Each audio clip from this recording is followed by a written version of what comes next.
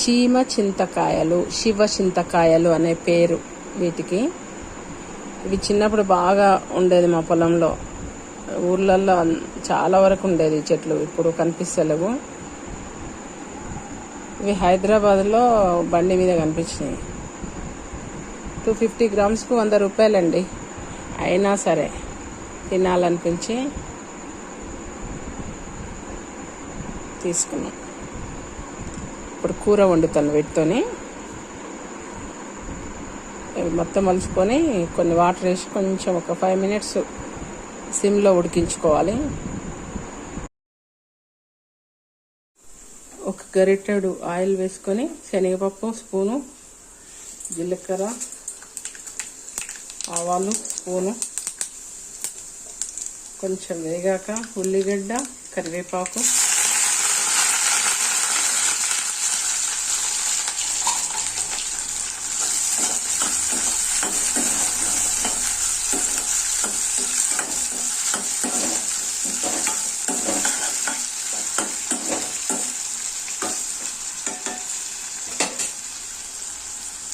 ఇది ఫ్రై అయిన తర్వాత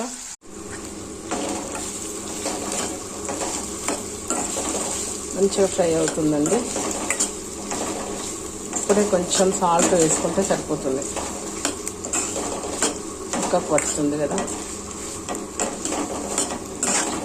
ఒక 1/2 స్పూన్ వేస్తున్నా ఉప్పు. బాగా ఫ్రై అయిందండి. 1 స్పూన్ తగినంత కారం,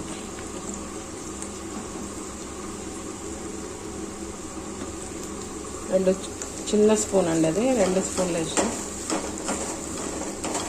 కొంచెం సప్పగా ఉంది మా కారం.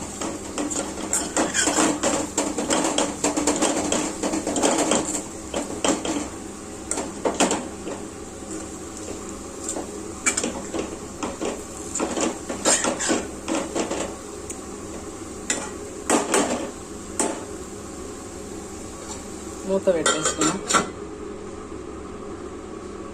ఫ్రై అయ్యింది.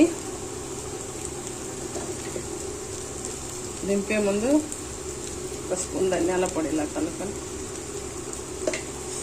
స్టవ్ ఆఫ్ చేసుకుంటే కూర రెడీ.